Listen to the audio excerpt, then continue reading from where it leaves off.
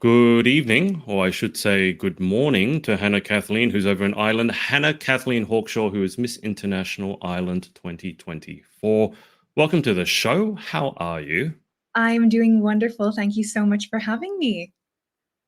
What has your day been like? I've been following with interest a lot of the Miss International women who are competing, and there's so much that all of you are doing. It's a bit too much to try and keep following each one of you. So what has your day been like? What has your week been like? How busy have you been? Honestly, it has been very different every day. Um, I think, as you know, there's obviously a number of areas that we work on within this process on ourselves. And also, when it comes to competition preparation, there are a number of things like national costume, to our gowns, to our wardrobe, to what we want to present when it comes to our Beauties for SDGs projects, for example. So every day has been, I suppose, a concoction of a number of activities that help towards those goals. But really, it's been, I would say, actually a really wonderful process when it comes to collaboration, because I don't believe that anything happens alone. It always takes a team to make the dream. Mm. And I've been very lucky to be surrounded by some wonderful people, from designers to makeup artists to hairstylists to artists, who have been helping me figure out the best way to present not only myself, hopefully, but my country at Miss International. And so that's been every day. It's been meetings with designers, it's been exercise, it's been taking care of my health, it's been being mindful about this wonderful platform that we have access to, and hopefully doing everything I can to be ready so that when I get there, I can just enjoy the process. That sounds like a good plan. Can you give me an idea as to who's on your team? And just so for clarification, I ask this because I love Ireland, just from the Irish people that I've spoken to and Thank you. interviewed, and we had a big St. Patrick's Day over here. There's a large Irish contingent over here in Sydney, where I'm based, and we had a St. Patrick's Day at Darling Harbour, and there may have been some certain liquids involved. Everyone was having a good time, but I've said this about the Irish ever since. I say they are the most aggressively friendly people I've ever met. If you're not having a good time, they're going to make you have a good time, and they won't leave you alone until you're having a good time. And I say this from personal experience, or was taken by a random stranger who made me dance and made. So that's what I love.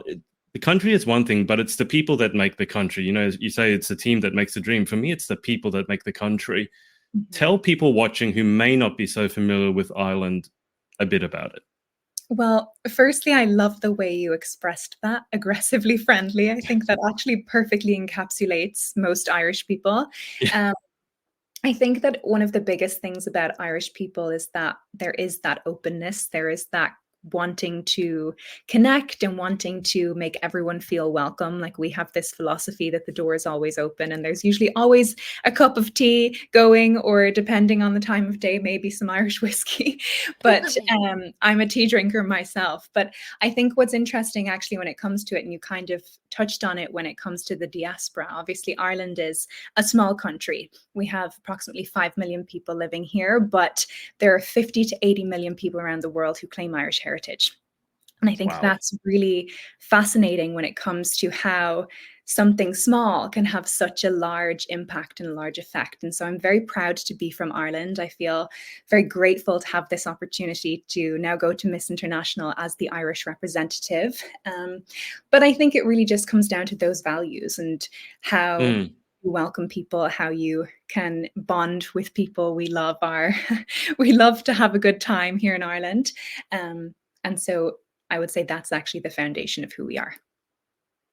How have you found sort of the public's reaction, or even your close friends' reaction to pageantry? Because I think that's a follow on. Here in Australia, pageantry is not very well known, as opposed to places like America or Southeast Asia or Latin America, where if you win a big competition, you become an A-list celebrity. You can't walk down the street without, being stopped.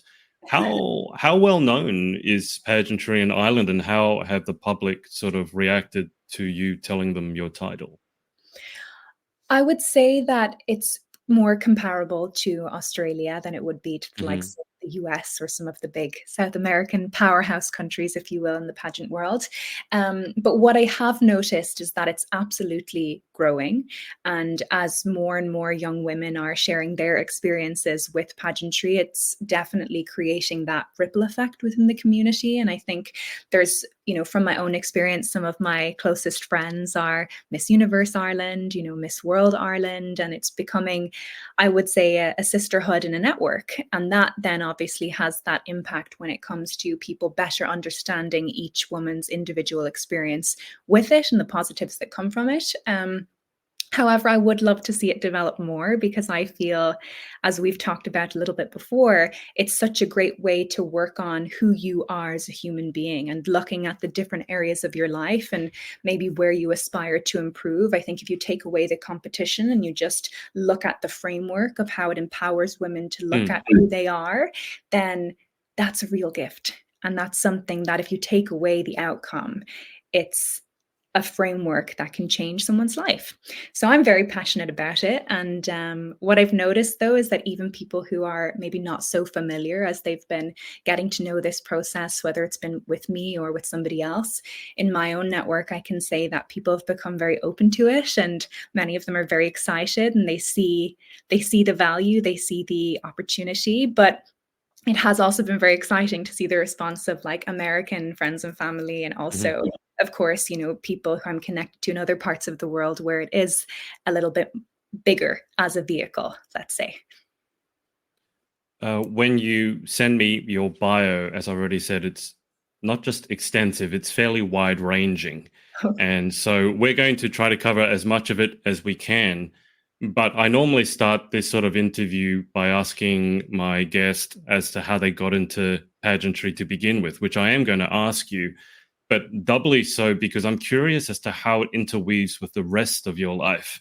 Because if you were a superhero, a superheroine, there's always an origin story. What Sure. made that person turn into the person they are today? So I'm curious, basically, I'm asking what your superhero or your superheroine origin story is and how pageantry wove into it. Where did it weave into it? And because it's not like you were doing nothing and then pageantry found you and now suddenly you're doing everything, because you did a lot before then. So your origin story and how pageantry weaves into it. Well, I first experienced pageantry when I entered Miss Universe Ireland in 2017, I believe, which makes this a 7-year journey, you could say, which is quite significant in one's life. And it came as an opportunity that was slightly out of the blue, to be honest with you.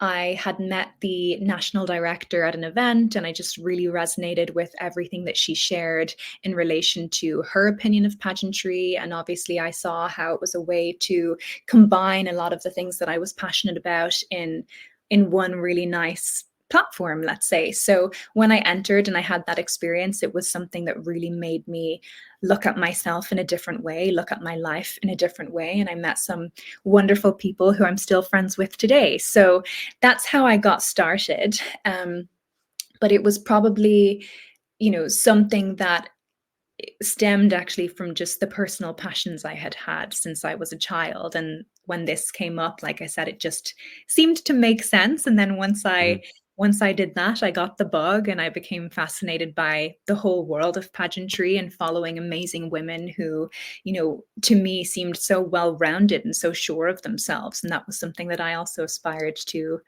feel and become in my life. And now all the other stuff. You're being too modest. You haven't mentioned all the other stuff, and I'm trying to get you to say it because I don't know where to begin.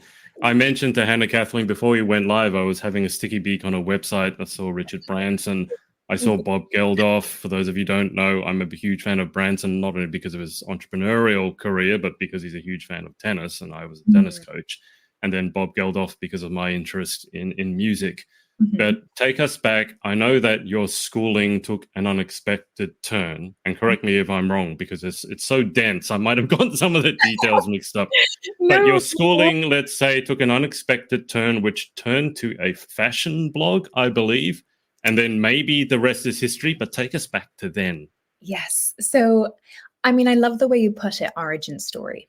And for me, my origin story came because I was in a period where I was facing some adversity that was health related. And that meant that obviously my schooling was slightly impacted. And I always joke that, when you're going through something, there's only so many, books or TV shows or movies that you can immerse yourself in. And I found myself feeling, I suppose, just a little bit curious about what else I may be able to do while I was kind of on the road to recovery, let's say. And so I ended up starting a fashion blog that was very much just a personal outlet. I did not tell anybody except for my parents about it, and just found it as a way to, I suppose, shift my identity, where I could just be the girl interested in fashion and beauty and everything that looked pretty. Mm-hmm.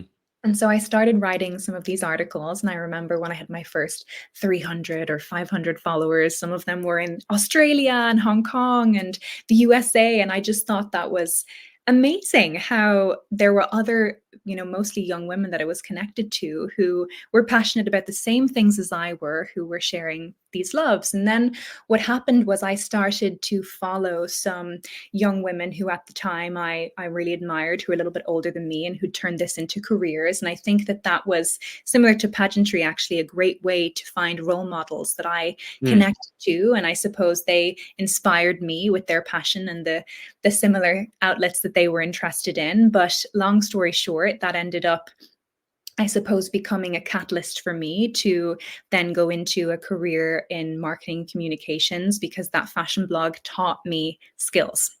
And those skills were in relation to, HTML, coding, personal branding, how you tell stories, how you create an image. And I then had people starting to approach me saying, who designed your website and who did your logo? And to be honest with you, Adrian, I started this website on blogger.com, which you may be familiar with. It's this very basic platform. But what happened was I was looking at these bigger bloggers like the Sartorialist and the Man Repeller, for anybody who may be interested in fashion back in the day.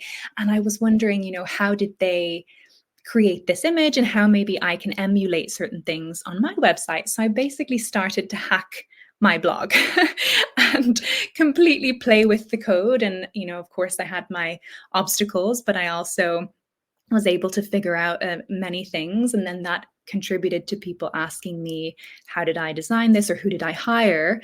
And then I ended up just saying, well, it was just myself. And so I started to help some people, some other business owners and actually some other fashion bloggers and things like this who were looking for some support in that regard. And I think what I realized then was that your skills, do not only apply to you, they can actually be of service to other people.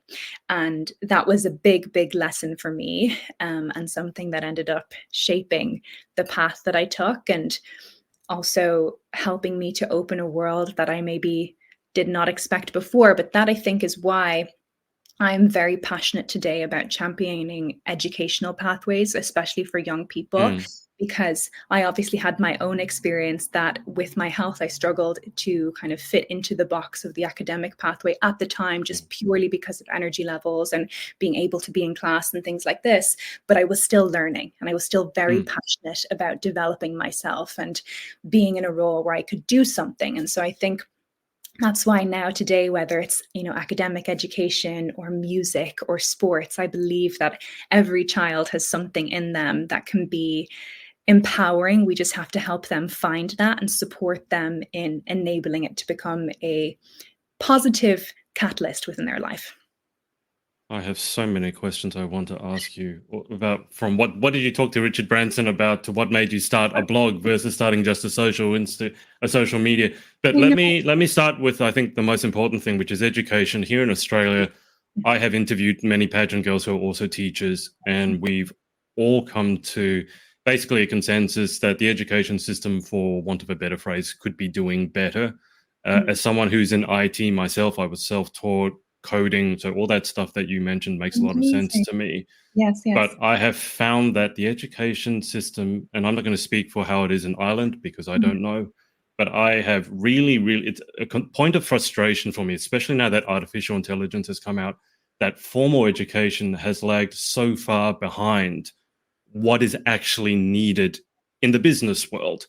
And so, being able to do your taxes or being able to code, being able to start a blog, being able to start a brand, being able to put your CV together, all of that stuff to me has been stuff that has been missing from the formal education system. But more importantly than that, I think you just identified what got you through, which was your own desire to succeed, like your hunger. You said you took every opportunity to grow yourself. And I can say this, having coached tennis at an all-girls school, I was a head coach.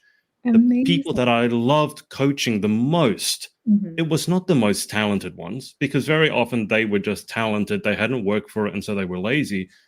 It was the young women who were hungry, who would turn up not on time, but 5 minutes early. When you gave them advice, they would take it on board, work at it, do it, and they would come back every week hungry to learn.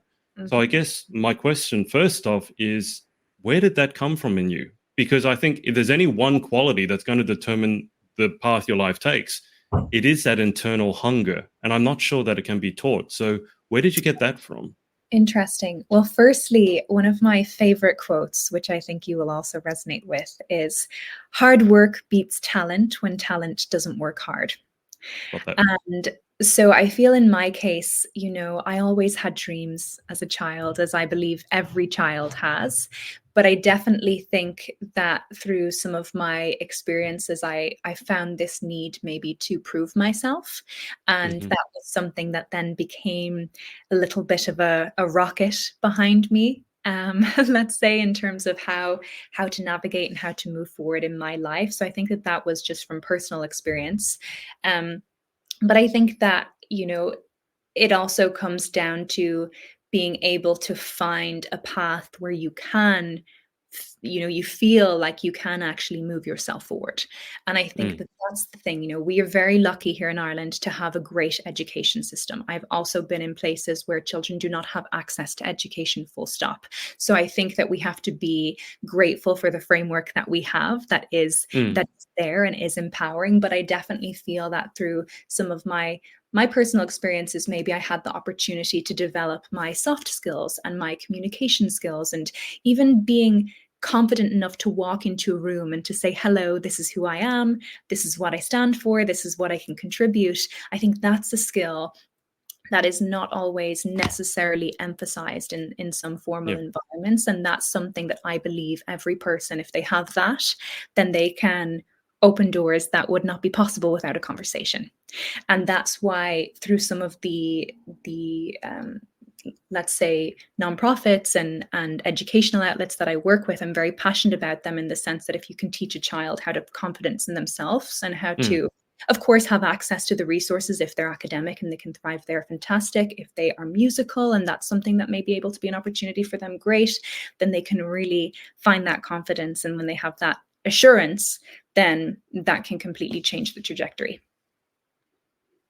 Yep, there's a lot to be said about the importance of education. I mean, I've already seen that you've traveled to multiple different countries.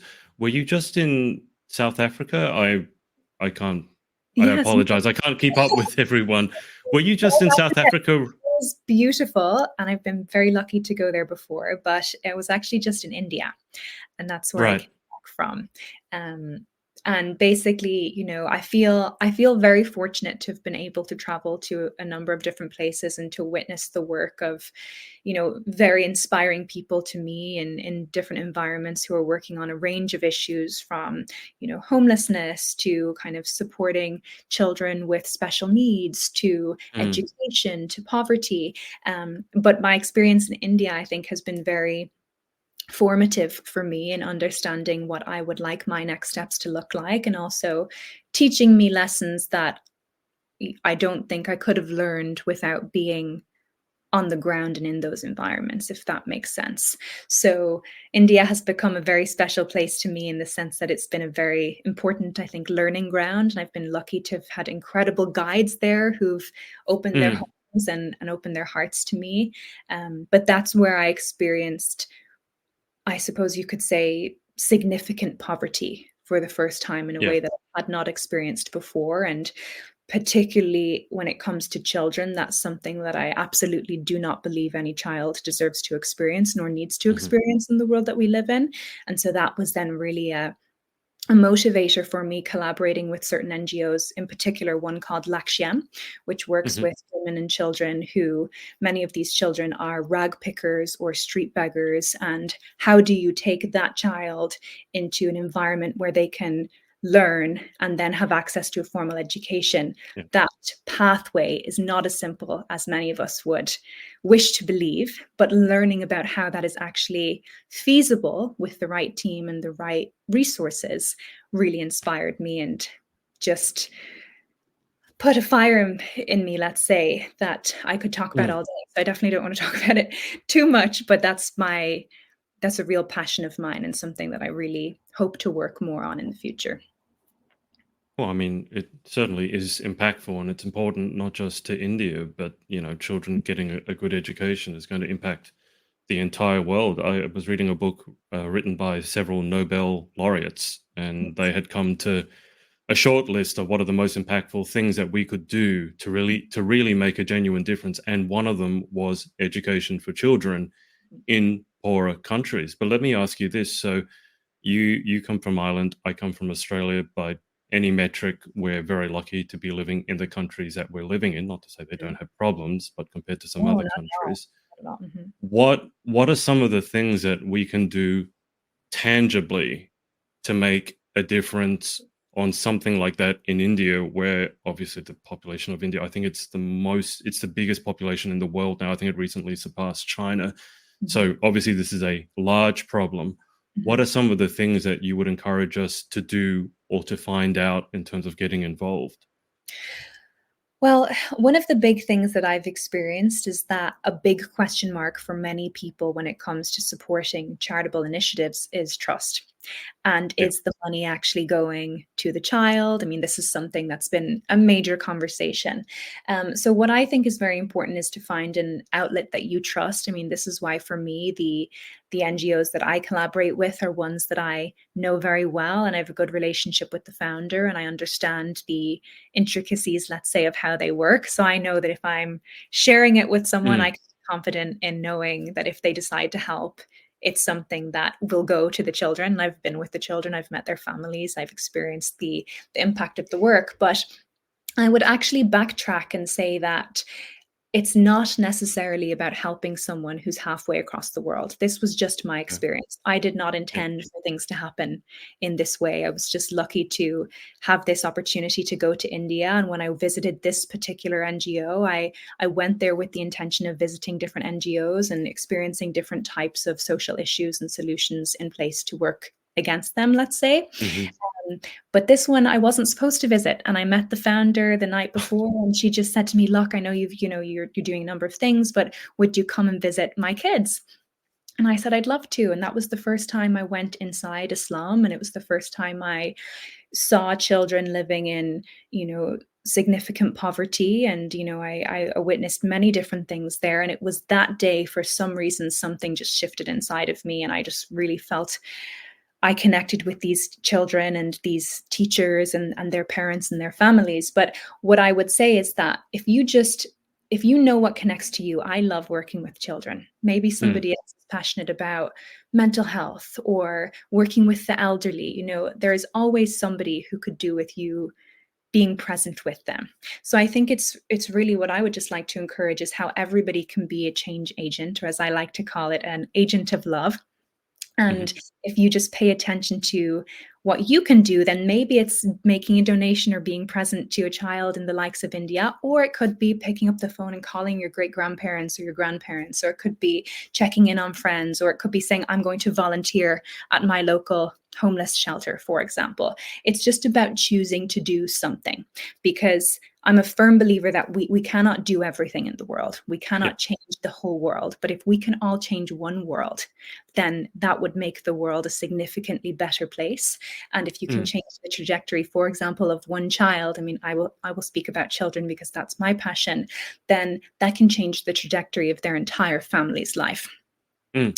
And then all of a sudden, you've got a much bigger ripple effect taking place that you may not even be aware of, but by you showing up, it's it can change someone's entire world. So I think that's why it's not about India, it's not about Australia, it's not about Ireland. It's about recognizing that we are all human beings. We all have a beating heart and blood pumping through our veins. And at the end of the day, we can choose to find our commonalities and uplift one another if we are just present. Because I can tell how passionate you are about this topic. What's the impact, or what's the vision for this moving forwards? Let's say a year from now, 2 years from now, 5 years from now, regardless of the outcome of the pageant, which we'll get to in a second, by the way. We do talk about pageantry, but where do you see this going? So for me, what kind of came about was I found these words coming to mind for me, which are radical and love. And I feel like I experienced that the biggest act of radical love is being able to show up for someone that maybe you do not know, who may be in a different part of the world, and just choosing to stand by them and stand for them in making a change or a difference. And what I recognized was that that does not just help the person who is the beneficiary, it also actually helps the donor or the supporter or the handholder, whatever word you would like to call it, and helps you to have more empathy, more understanding. And I think it unlocks a shift in you. And so what I found kind of naturally happening was, as I started to share some of my own experiences, I had people who wanted to get more involved or wanted to know how they could help. And so that's kind of spun now into a social initiative called the Radical Love Project. And so that's something that I'm hoping to use as a vehicle where I can at least connect some of these NGOs who, as I said, I trust and I know are reliable, not just in India, but also here in Ireland and some other parts of the world as well. Hopefully it can develop further, but as a bridge between people who would like to help, but are maybe unsure how they can, and causes and people who would really value that support. So that's something that I would like to continue to develop. And that is what I stand for. So that's what I'm really, I think, grateful to the Miss International organization for having the opportunity to talk about these things that mean a lot to me, and also as every other woman also has the chance to do that. But that's what I would like to develop in the coming years post competition, because I've found that that's something that, at least in my case, I know I can put the energy into, and hopefully it can continue to have a tangible outcome, because being able to measure these things is also very important, I think, when it comes to kind of inspiring people to continue. And it's very empowering, I think, when you can actually recognize that it's not just a single donation or a single time you've shown up to volunteer. It's, what does that mean in someone's life? Is that 42 children put through school? Is that 30,000 liters of water brought to a village? They're significant tangibles, and that gives me goosebumps when I think about it. And I think that that's something that is very powerful. It sounds like you found a way to take your business knowledge and your marketing knowledge and apply it to something that is not, I guess, strictly business, but still is business, but is very, very impactful. I mean, let me ask you this. How long ago did the Radical Love Project begin? Was it recently, or was it a few years ago? I would say it really formed into this initiative last summer. So over a year ago. But I think that the process of getting here started when my personal journey began. Sure. And kind of connecting with certain people. Again, I've said the team makes the dream. I feel also very lucky to have had a number of people come into my life who've been mentors, you could say, to me, who may have told me something or shared an anecdote that's hit home with me for whatever reason. But I think it was a combination of all of those things that really made me understand how storytelling combined with a real vehicle that people can actually participate in. Like, it's also about participation, right? It's not about just, like, I'm a firm believer, it's not about just making a donation or showing up once. It's about, how do you create an opportunity where each person can really engage and really walk a path with someone, or, it could be the teacher that you have the relationship with, for example, but really understand what that growth trajectory looks like. Because that's when I think, we build relationships, and as human beings, we want to build relationships. We want to connect with one another. on a deeper level. And when that happens, then naturally people Mm, help, and people participate, and they want to contribute in some way. Because I think when it comes to any idea that we talk about, and obviously the United Nations Sustainable Development Goals are one element of what Miss International promotes, in order for us to achieve what that world might look like, it's not about one person doing something, it's about yeah. co-creation. So I think that's really the message. Just how can we participate and how can we co-create? And if someone wants to be a part of the change that they Mm. wish to see, then there are a number of incredible initiatives out there that you can get involved with. I mean, you mentioned that when you do something like this, it's not just about the person who's receiving, but Hmm. it's about, in this case, yourself, the person who is doing the work, giving their time, giving their money. Hmm. And so I asked how long ago this started, just because I wanted to lead on to the next question, which was, you've obviously achieved a lot in your short life previous to this. So doing this work, how has it transformed you? Because I have to believe that when you do something like walk into a slum where there are young children, and I think one of your stories had the figure, it's defined, I think, by the UN as living under $2 a day, Hmm. which for anyone in a Western world would boggle the imagination. But obviously, that has to have an impact on the depth of your soul. So, how have you found this work has transformed you? To be honest with you, I think that it shifted my perspective in many ways, particularly when I actually got to, when you see a statistic or you see Mm, like the figure that you mentioned, less than 190 per day, sometimes it can be a struggle for us to really understand yeah. what that looks like, even if we have the best intention. And so, I was lucky enough, as I said, to be able to be in some environments where I could actually feel this, I could see this, I could witness it.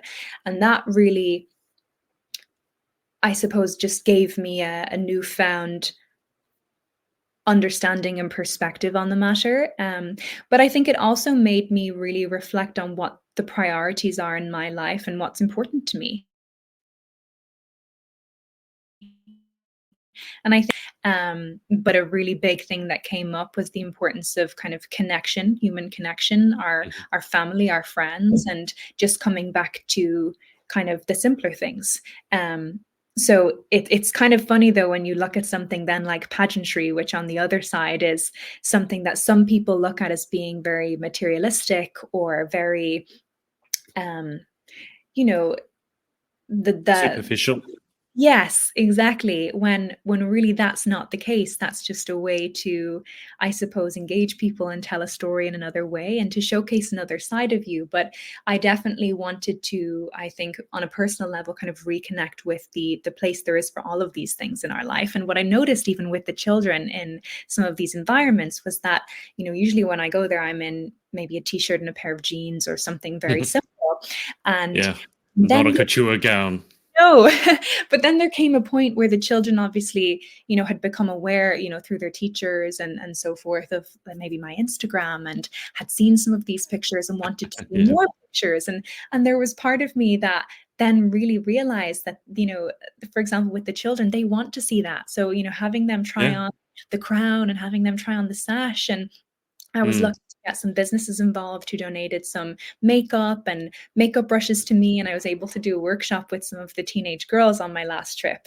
And I noticed the power in that, the confidence. It goes back to that initial conversation about youth empowerment and the confidence it instills and the possibility I think also it instills. And, it's about how do you unlock dreams and empower those dreams. And that's not to say that Mm. every single person will go off and live that dream necessarily that they aspire to, but if one does, if two do, that can change a village, that can change a community, and that then again has that ripple effect. But I think that it definitely impacted me deeply. It completely shifted certain things that I was working on and what I wanted to continue to work to in my future. And I think it's helped me now maybe understand kind of what the purpose of some things in my life have been for, and to understand maybe how I can take certain skills or certain experiences that I've had to now contribute that to developing something that I hope will be very meaningful.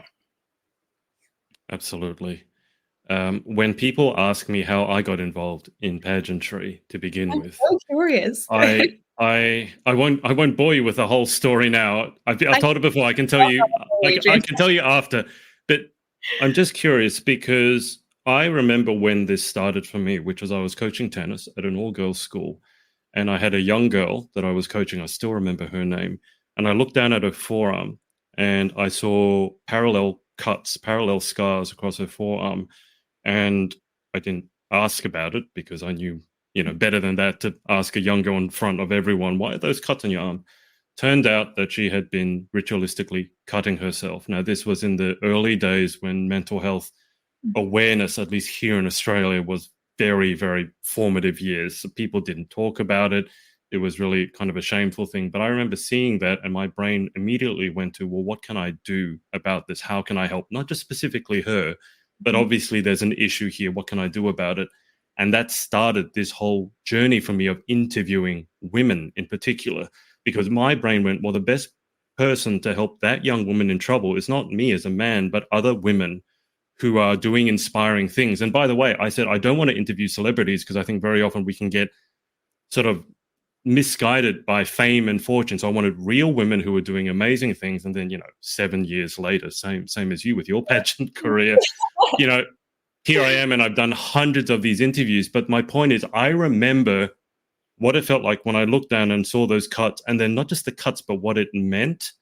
And then that triggered the whole journey. I'm just curious for yourself, given your recent trip to India or maybe somewhere else, did you have any of those moments where you just went, now there's something I need to do, like I know what I'm here to do? Did you have any of those moments? I think I've had a number of those moments, to be honest with you. Mm-hmm. India brought some of those moments to me.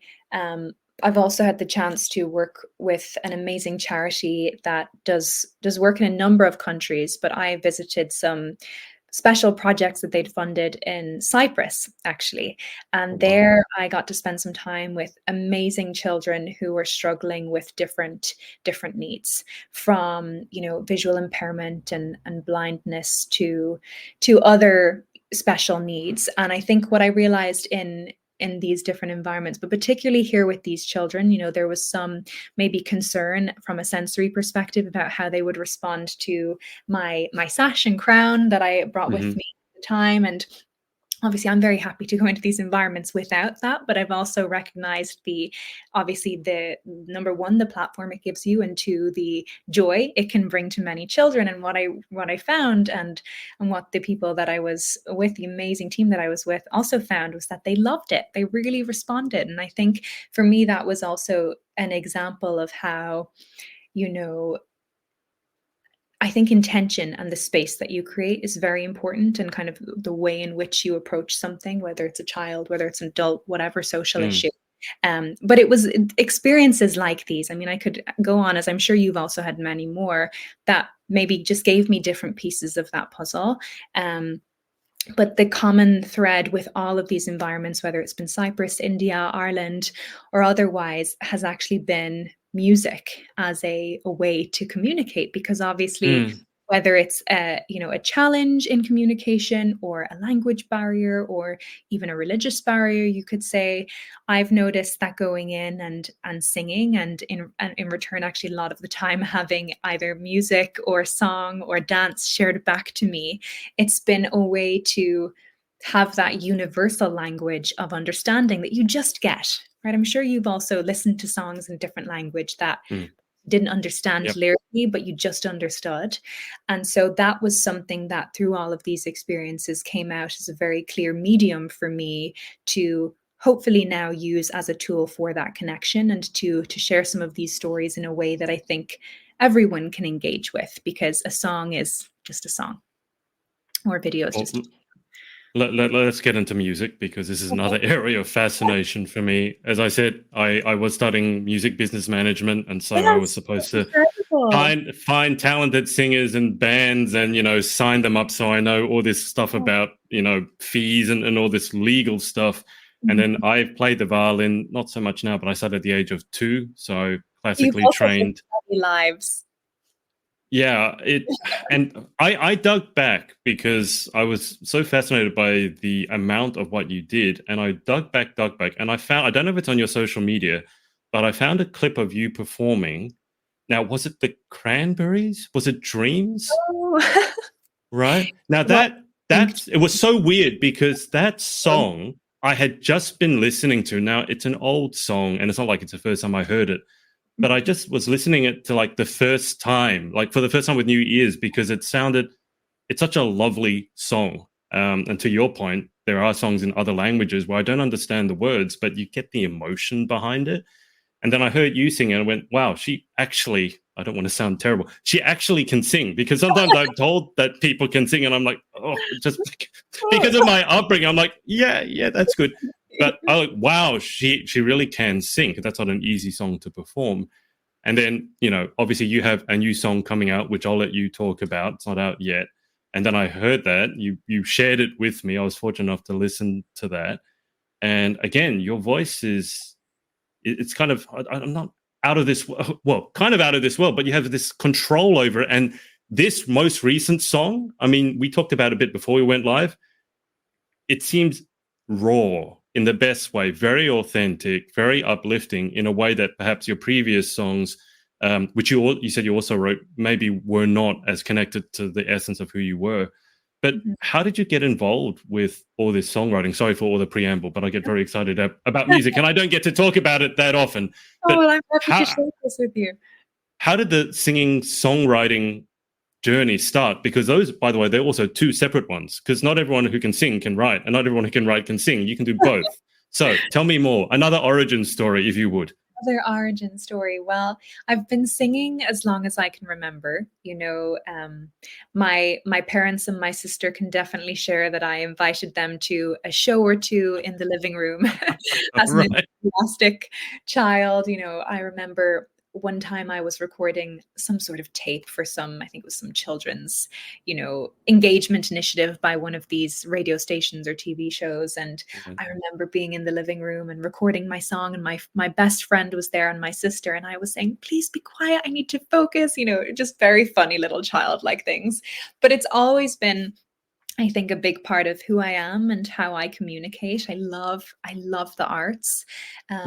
Something that helped me a lot, I think, as a child to, come outside of my comfort zone and to build confidence. I was always participating in local productions and doing whatever I could. But as I grew, then I started to become interested in, I think, writing my own songs. I wrote my first song when I was 11, or at least the bones of it, you could say. And I just remember that vividly because a family friend was the person who I was kind of sparring with to see what they thought of it. Right.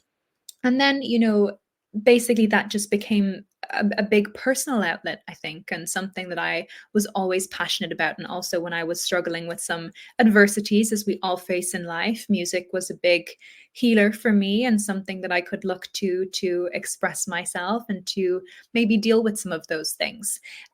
But now I feel very excited because I've kind of been on my own personal journey, I suppose, as an artist, as I think many people experience. And I think that question of identity was a big one for me. And that's something that, whether or not you're musical, is a question that most of us face. Who am I? What is the real person, let's say, within, and not the person influenced by these external factors. And so I think when it comes to especially young people who have these constant reminders on social media and these constant question marks coming up, it's how do you really learn to embrace who you are? And I think that that's why Sunrise, which is my upcoming song, feels very authentic to me, because I think that that's a real expression of who I am and a story that I'm passionate about. And maybe some of these other songs, even though, I had a wonderful time making them and writing them, and hopefully some people have enjoyed them, I think that they, or at least when I was maybe in the process of presenting with them, that perhaps I didn't necessarily truly understand who I was and what I wish to do. And I think it's always a continuous journey, you're never at your destination. It's just something that I think you become more aware of really what's within and how you can then translate that. And so now I'm excited to use music with more intention and hopefully as a tool to connect people and to shine a light on some of these social initiatives that I'm passionate about through the medium of visual storytelling and Yeah. music. So that's the next chapter, let's say, that's coming very soon, and something that I hope can actually help the Radical Love Project as a musical component, let's say, just to kind of share Mm. that message of how can you be an agent of change without there being any pressure that you have to take this step or you have to do this, Yeah. but just to kind of create and continue that conversation and hopefully engage some people in the process. The musical nerd in me just needs to ask, what's your songwriting process? Because I've interviewed other girls who are singer-songwriters, and one of the recurring themes is they keep their phone around or notebooks, and when a lyric comes into their head, they're jotting it down, or a tune comes into their head, they sing it into their phone. I've Yeah. never written a song. I tried probably when I was 11 too. It would never see the light of day. It was terrible. I don't have that talent. But what's your songwriting process? How do you get to that finished product? Well, I can definitely connect with the other ladies. I think having your Okay. phone by, and sometimes you might sound a little bit crazy to somebody who doesn't understand what you're trying to do, because sometimes there may not be a lyric, there might just be a melody, or there Yep. might just be some sort of basic idea. But usually putting it down in a recorded format is helpful. But to me, honestly, it kind of depends. Sometimes I collaborate with musicians or other artists who might have the foundation of something, like the songs that you would have heard from before were made in that sense. A song like Sunrise, I originally wrote just piano and vocal, very simple. And then I was able to work with an amazing producer who helped me to develop it. But some other more recent ones that I'm also working on and hoping to share after Sunrise have kind of stemmed from different, concepts that I've maybe been experiencing and learning about, and kind of, came from that idea. So it was more about Right. a general idea, and then sitting down and thinking, how can I share this idea and share this story rather than it being a random melody, for example. So I think it really just depends. You have the canvas and then you start painting, and sometimes it works. And sometimes you might think, I'll revisit that later and continue with something else, So I think it's just expression. I think all of these things are just, how can you express yourself? And that's also why I think sometimes if we can shift a little bit away from the maybe commercial aspect of anything, it doesn't have to be music, more about, what's really true to us. I think we're also living in a time now where social media and everything has really influenced people to have a desire for authenticity. And you can see that people can see right through you if you're being authentic or inauthentic. And so I think that now kind of championing that authenticity and that kind of expression in a way that's really true to who you are is something that people respond to, and it also creates a ripple effect with the next generation as well. So that's my process anyway, in a long-winded manner. Is there a live concert coming sometime soon? Perhaps a pared back acoustic version? Well, I would actually really love to do an acoustic version, just, guitar and vocal. So let's see. If I have time, if I can make it happen before Miss International, that would be wonderful. If not, definitely after.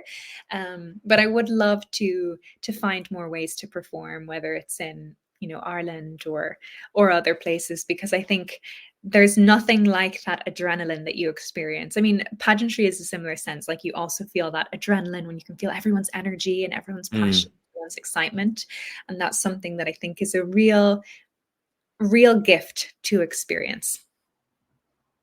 I wanted to just quickly ask you, as I mentioned, I was stalking your website and saw a few famous faces. I won't get you to go through each one of them, but I'm curious, when you hang around someone like Sir Richard Branson, or is it Sir Bob Geldof? Is he a Sir as well?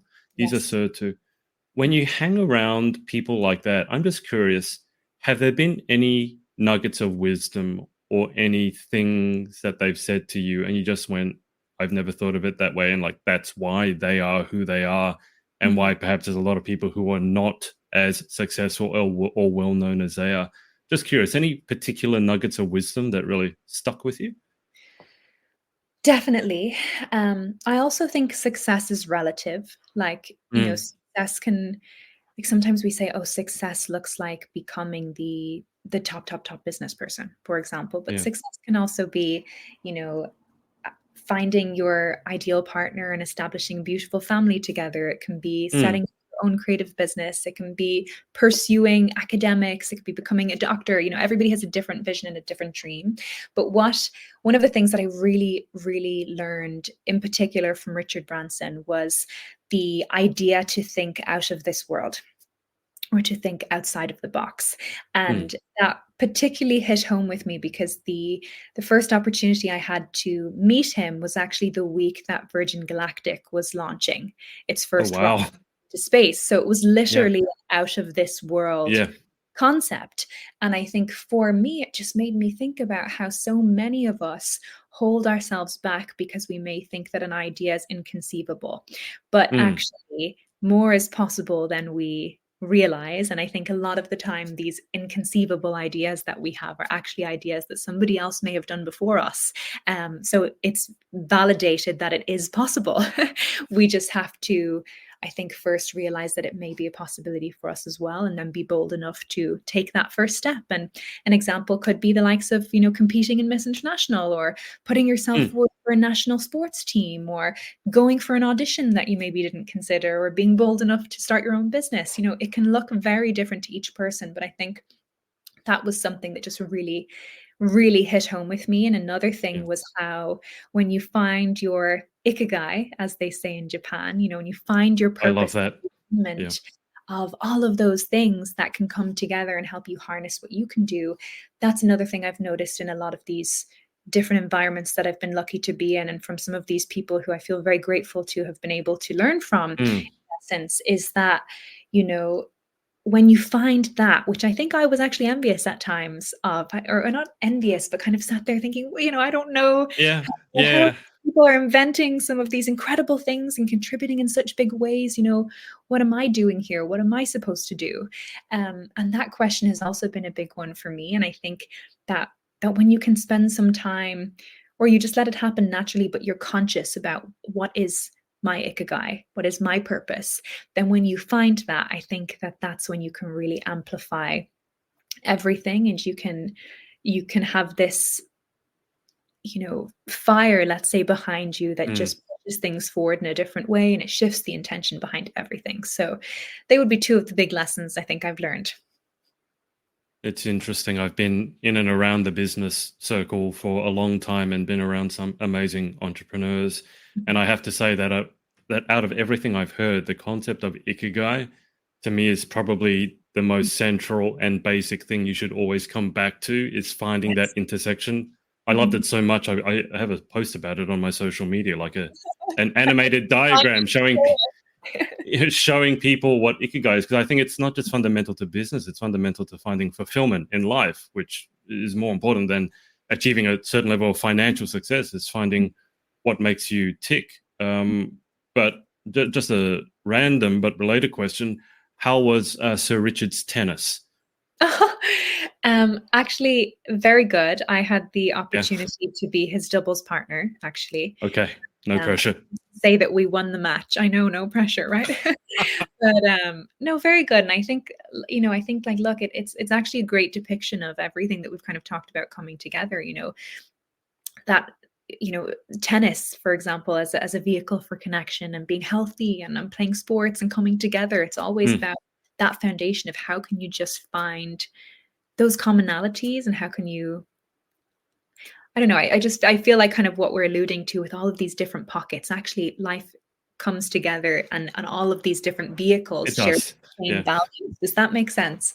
And I think that's really fascinating. But he was very, you know, my experience was that he was very kind, and as I said, I learned a lot of important lessons, and I'm very grateful for that. But it was certainly a moment when I thought to myself, you know, kind of, what am I doing here? Because I was surrounded by a lot of entrepreneurs. I was quite young at the time, and I found myself, you know, very inspired, but also probably hungrier for more clarity Yeah. about what my path might look like. But that also, I think, is an important reminder about patience. And we are Mm.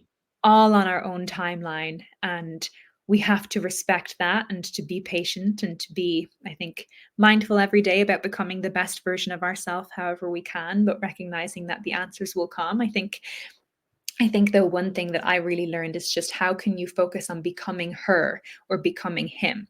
And so this Mm, concept of what is the version of ourself that has these things or maybe is able to give these things that we wish to give in our lifetime or to the world.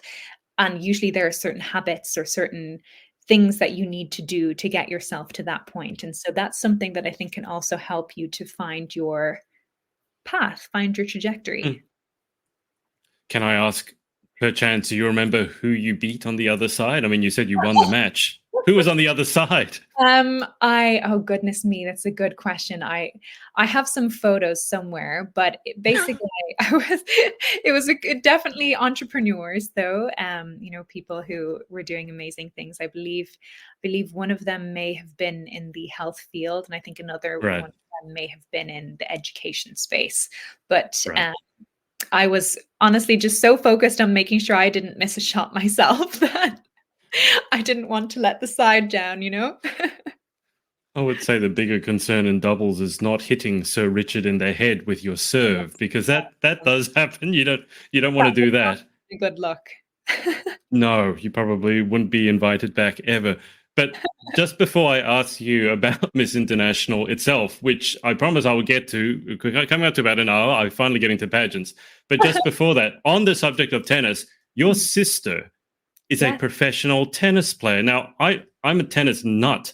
I've I not know. heard much about Irish tennis players. I know everything about tennis. I was a coach. I used to string my own rackets. I customized my own rackets. And so here you are achieving all this. And then your sister is a professional tennis player. So I guess the first unrelated question is, what happened to that? What's happening with your family where both of you are achieving so much in fields that, let's say, are not so well known. For example, in business, there are a lot. It's predominantly still men, Mhm. and the professional tennis circuit, there are not a lot of famous Irish tennis players. So, How did this happen? That you two are achieving great things in fields that probably no one would have thought you were destined for. Well, good question. My sister is very much focused on her endeavors. I mean, she has an incredible work ethic that I really admire. And obviously, as you know very well, the sporting path, and in particular tennis, is not easy. It Mm, can be quite lonely, especially when yeah, you start competing yourself, and it can be very challenging physically, mentally. There are a whole host of things that go into it. But she has been very passionate about tennis from a very young age. We actually both used to play tennis when we were young, and then I ended up taking a break when my adversities came along, and I started to of course. pursue the other avenues when it came to my fashion blog and things like that. But she kept going with it, and she's extremely talented. And I think that what's been very interesting though is how we've both actually reached a point this year where we're both representing Ireland in Mm, respective yep, endeavors. And she recently played in Moldova representing Ireland at the Billie Jean King Cup, which is I obviously, saw that. I mean, Yeah, you will understand what that yeah, is. People who may not be into tennis may not know, but that's a significant gathering of other international teams who come together. And obviously Billie Jean King was very, very significant for women's tennis. And yeah. so it's really exciting now to have her had that experience, and now also for me to be able to go to Japan and kind of share that same, I suppose, honor of representing your country in the same year as well. Yeah. So she's amazing, and she's also working very hard, and it's an exciting pathway for her. So we will see what happens, but I think that she's, obviously I'm biased, I'm her cheerleader, I'd like to think so. So I'm very proud of her. Who's the older sibling, just out of interest? I am the oldest, so she's my Right. younger sister.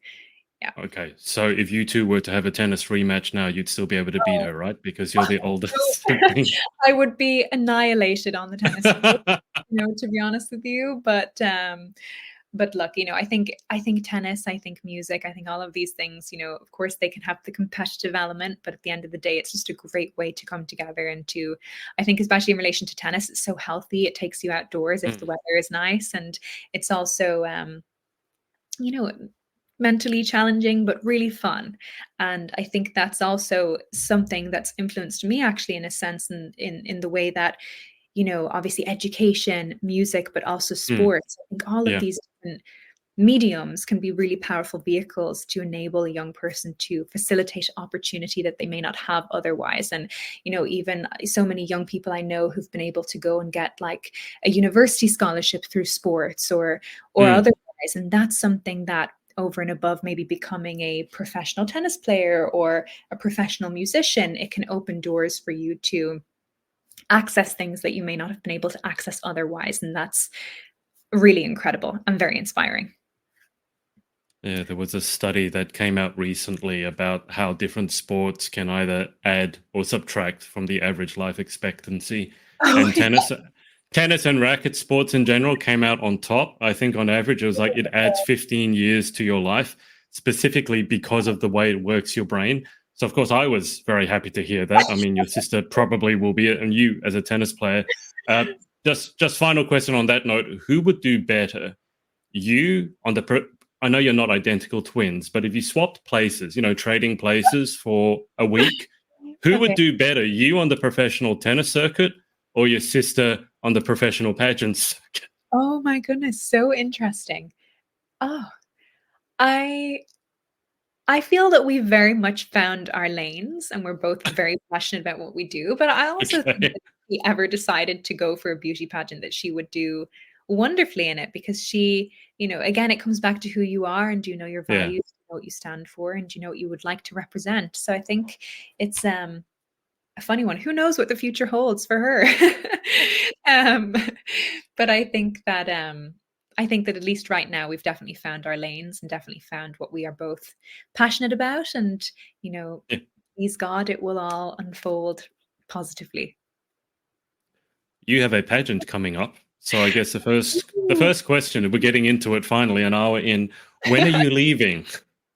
So I will be leaving on October 28th is the plan. Yeah. And then most of us will be arriving on October 29th.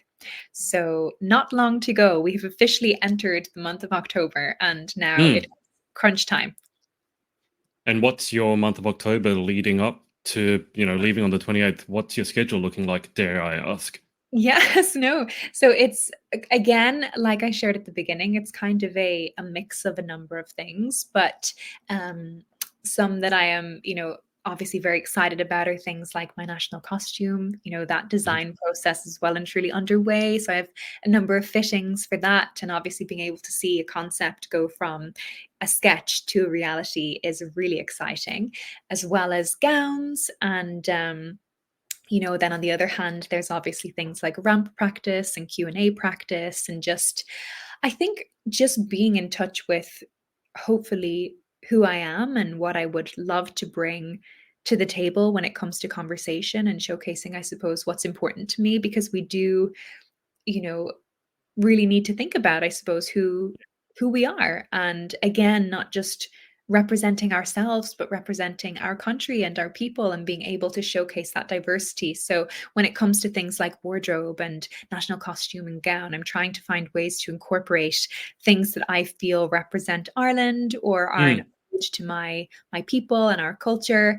Um, and then of course I have some things that are musical related that I will be sharing soon, as you know. So there's kind of a number of different things, but we have to prepare a significant amount. And I think that also of course it's a competition, but I think that it's also a beautiful experience. There are 75 women from around the world coming together to share their cultures and to share their passions. And I think that if the preparation is done well in advance, then hopefully once we get there, we can just really be present and have a wonderful experience as well Yeah. as being able to put our best foot forward, because at the end of the day only one woman can walk away with Mm. the title, let's say, but we can each leave with a renewed sense of growth and personal understanding. And that's also one of the reasons that I love the theme of the pageant this year, which is sustainability in pageantry and what that looks like, especially when it comes to mental health and, kind of good competition and being Yeah. able to have that sense of self growth and understanding as opposed to the path ending once we leave Japan. So, I mean, you touched on a couple of things there, and there's obviously representing yourself. So, I mean, given the wide-ranging conversation that we've already had, I have to assume it'd be quite a challenge when someone says, "So, what do you do?" It's not Oh, like you just have, the 9 to 5. No disrespect, and I know many entrepreneurs have a similar issue when asked, "What do they do?" It's like, well, where do I begin? But then also when you're representing your country, and I have to imagine that means a lot to you. It's like, well, how do I do that as well, particularly through national costume, probably the biggest one, but then also down to your wardrobe. Are you working with like local Irish people, and can you represent local Irish businesses, designers, all that sort of thing? So, can you walk us through maybe some of that process, both from yourself in terms of how do I represent myself, but then also how do I represent this amazing country of mine? sure. So when it comes to self-representation, I think that you made a very valid point in relation to how one presents themselves. And I think, Mm, though, to be honest with you, that whatever your occupation is or whatever it is that you do, that is not who you are. That's just one element of your maybe professional identity. yeah. And so what I've found is, the backbone of what I've done kind of entrepreneurially, let's say in a work sense, has been consulting in the communication space. Through that I had the opportunity to take on a leadership position in a health clinic group, which I did during COVID, which was an amazing experience. And I've also had the Oh, chance to work with a wonderful nonprofit in the US that's focused on performing arts education. So, the common thread for me has been branding and marketing. Let's say that's been the foundation of everything that I've done. But obviously, I think that there's also many other pockets to who I am. And so now I feel that what's helped me a lot is I think I've found that the red thread, let's say for me, is yeah. music is one of them. Storytelling, you could say. Um, if we very much simplify it, it's storytelling across the board. And also the desire to kind of focus more on social entrepreneurship moving forward. So I think that's kind of in a nutshell what I am hoping to portray on my personal front. Hmm. Um, as well, of course, things like modeling. I have a wonderful agency here in Ireland, and I very much enjoy that work as well, which is it's a great vehicle too. But kind of then tapping into the side of Ireland, what I found is, at least when it comes to how I'm presenting in Miss International, one of the themes, let's say, of my presentation is actually storytelling and kind of Mm, the folklore that I think makes Ireland so special, because we are very much a Celtic, in certain senses, mythical um, country. And we have some wonderful stories that have really made us fascinating, I think, to certain parts of the world, and stories that I've also been interested in kind of learning more about since I've been going through this process and thinking about what elements do I want to represent. And that storytelling is something that has touched the world in many senses. We have some wonderful creative writers who have been very significant in the global landscape, like Oscar yeah, Wilde, and we have of some course. Yeah. incredible musicians. You mentioned the Cranberries, for example, or Mm, Bob Geldof, people who've really made an impact on a global level. And so I think that the Irish people and the Irish value has very much been rooted in sharing stories with one another. And so that's how I'm hoping, I suppose, to connect my personal passions and personal experiences with the representation of my country in a way that is authentic and real to me. mm, And I've been very lucky to be able to continue my relationships with many people who've kind of been working with me on this process since the beginning. So, one of the amazing designers who is working on a very special gown for me is House of Kerry. Christine is the founder of House of Kerry, and she's based in Southern Ireland. And I've actually worked with her since the beginning of my Miss Ireland process. She made me some right. beautiful gowns during the national competition. And now I feel very grateful to be able to take her brand with me to Japan. And Mm, obviously, we have the chance to showcase some national pieces. And, she makes these beautiful, like, we first started working together actually because of her beautiful silk scarves. And I mhm. have to play this because I think you'll appreciate it. One of the scarves in particular, the first one I received, actually has cows on it. And if somebody had said to me maybe 5 years ago, you're going to love this silk scarf that has cows on it, I would have said, I'm not so sure about that. But basically, they have beautiful depictions of Ireland on these silk scarves in ways that are so stunning and elegant and Mm, just beautiful celebration of color and quality craftsmanship. And so it's like, she's been someone who I've really appreciated her brand, not just in the gown sense, but also in her other pieces. And so I yeah, feel very excited to kind of continue that relationship and to be able to showcase a wonderful Irish designer who values sustainability and quality craft, et cetera, et cetera. But then I also have some other amazing brands, like, there's an incredible store here in Dublin called Angelo Bridal, who've also been with me throughout this whole process. And they have some beautiful gowns from international designers, but obviously they're based here in Dublin, and they've yeah, been so generous to, help me with gowns for photo shoots or to help me with gowns for events. And so I'm also going to be bringing them with me to Japan, and a number of other people as well. But really, it just comes back to, I think it's a community effort. And I've also been, yeah. very, very touched by everybody's willingness to be a part of this journey with me, because it's not about yourself, it's about your country. And it's just, how do you be the best representative that you can be Mm. to represent your country in the best way possible? At least that's my Have you, opinion. I think that opinion is very valid and accurate. Have you figured out how you're going to pack all of this? It sounds like there's quite a lot of stuff incoming. How many suitcases are we taking? Well, to be honest with you, I'm not sure. But one thing that I did appreciate actually about how Miss International kind of encourage all of us to participate is that they, it seems to be kind of like a very um, reasonable understanding of how we should show up, and we Mm, all have an even playing field in terms of, hair and makeup and, support that we have there, and chaperones and things like this. So I think it's definitely about not overpacking. It's about being sensible, of course, making sure we have everything that we need. But I've certainly learned a thing or two from my friends, for example, at Angelo Bridal, about how to pack dresses in an effective way, yeah, things like this.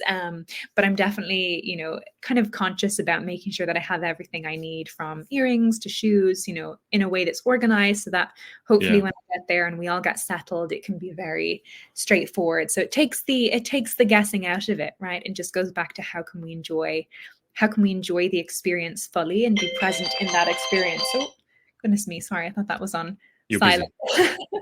It's actually, this funny thing that I do, my it was an alarm. Sometimes I set alarms, set reminders, and it drives me crazy, because obviously it sometimes will go off. But I just do this to remind myself of important things that need to be done, and it's caught me now unexpectedly. So I do apologize. That's okay. I hope it wasn't a reminder to jump on this interview, because I know, nothing like getting a reminder to be doing something you're already doing, right? I know, right? Well, better safe than sorry, I suppose you could say.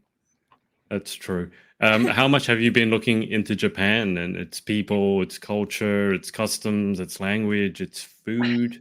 I think that Japan, I've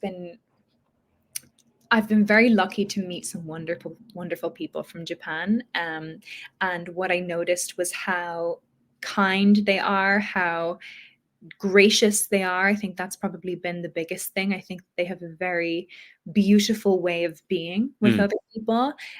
So I'm doing everything that I can to learn more about the culture and the customs, and the even the language, little bits and pieces. I won't embarrass myself now and say something in case I mispronounce it. But okay. um, no, I think that the biggest thing for me is just taking the chance to actually learn about another culture. It's Yeah.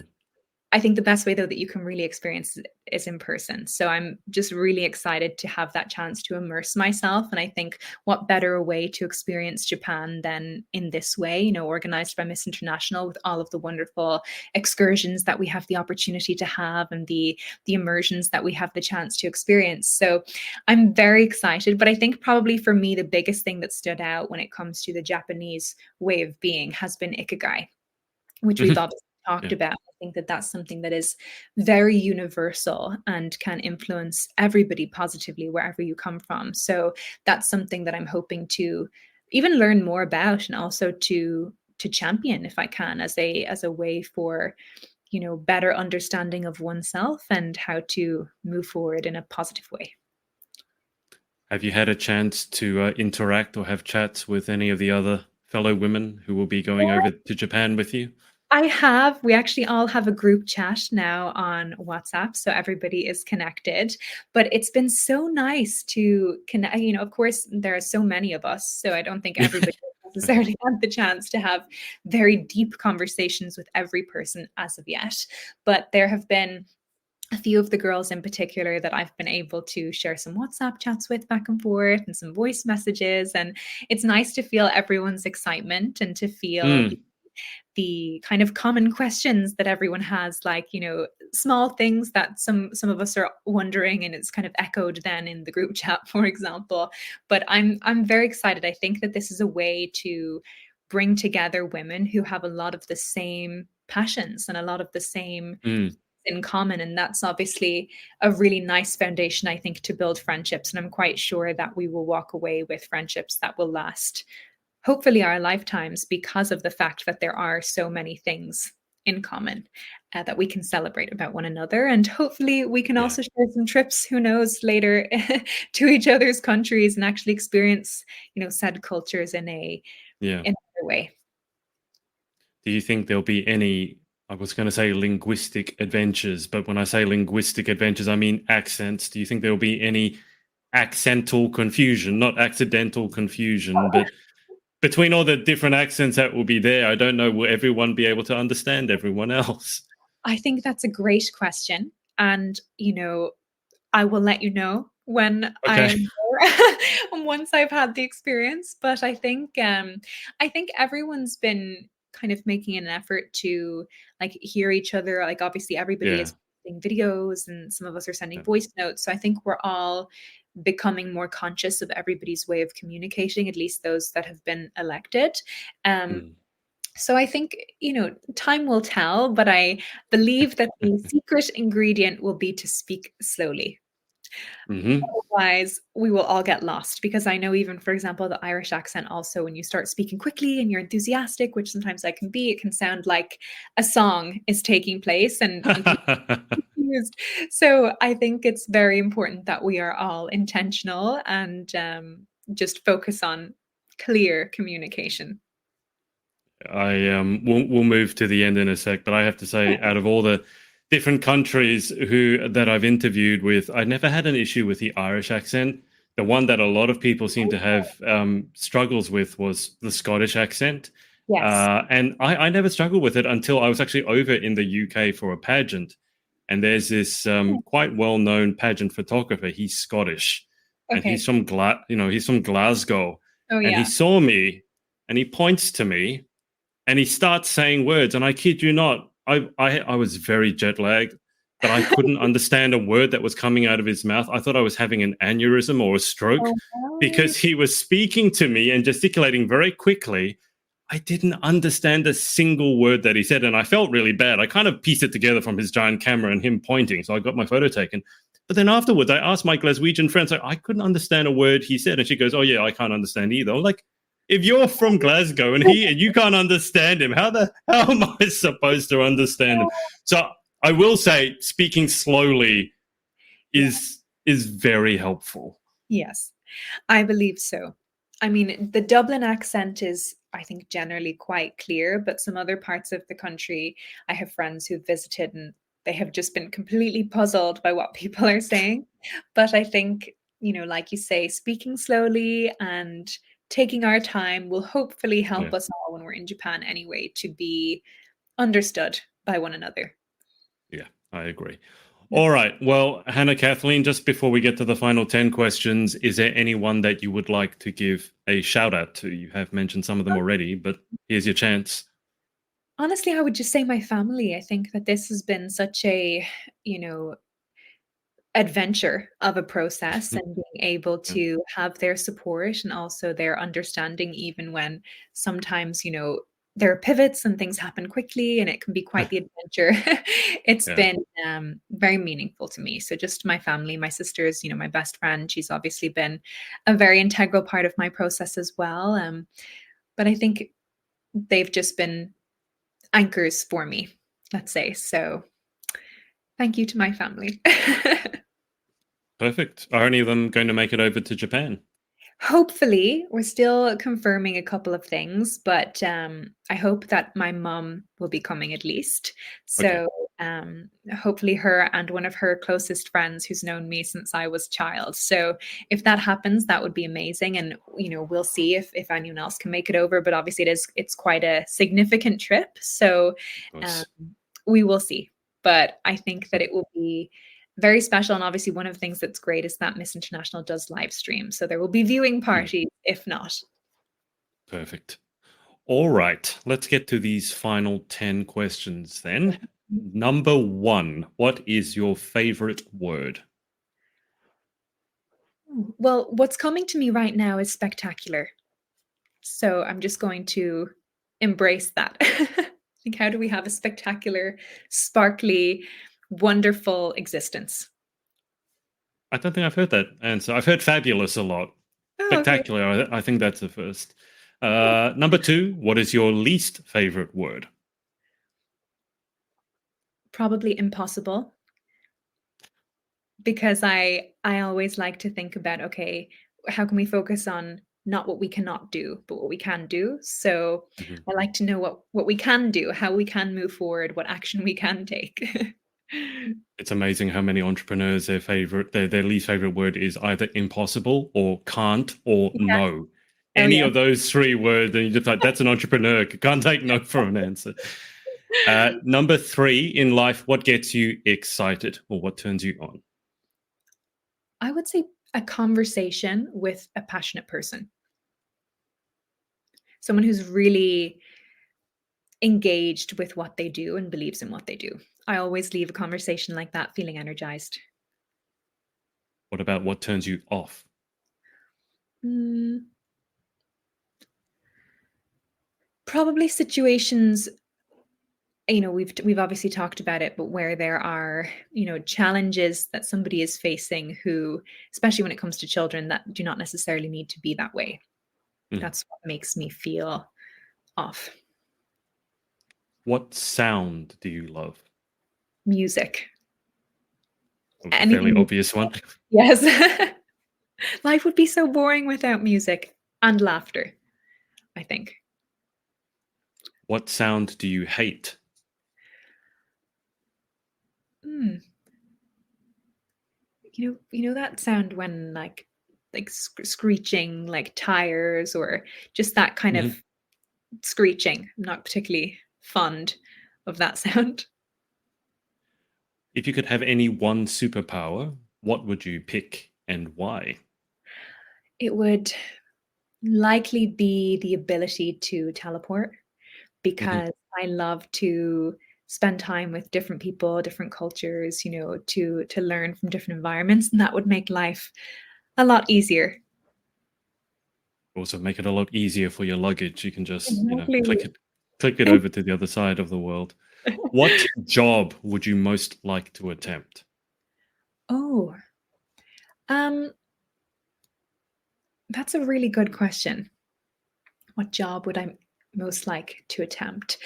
Probably something, in the kind of humanitarian space. I'm not entirely sure what that would look like, but kind of moving more into that side of things or maybe diplomacy. I think that would be really interesting. What job would you definitely not like to attempt? Oh, probably an accountant because I just I'm a creative person through and through, and sometimes, I mean, of course I can sit and look at numbers, but it's not my my favorite activity. So that would probably be what I would say. Final question. If heaven exists, what would you like to hear God say when you arrive at the pearly gates? I would like him to say that, one, welcome, and two, you used all of the gifts I gave you in the best way that you possibly could. Beautiful. I think we'd all be glad to hear that. Yes. Well, Hannah Kathleen, it's been a pleasure. There are certainly a lot of other things I feel like I could discuss with you, but let's leave it there for round 1, shall we say. Thank you so much for your time jumping on, and best of luck over in Japan. I should say arigato. Thank you. I attempted something there.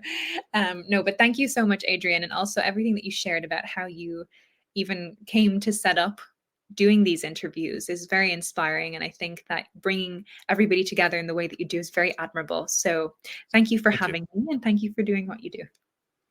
It's been a pleasure. I will keep you on the line for just a sec whilst I hang up with the audience. But thanks to everyone for watching, and we will speak to you next time. Bye for now.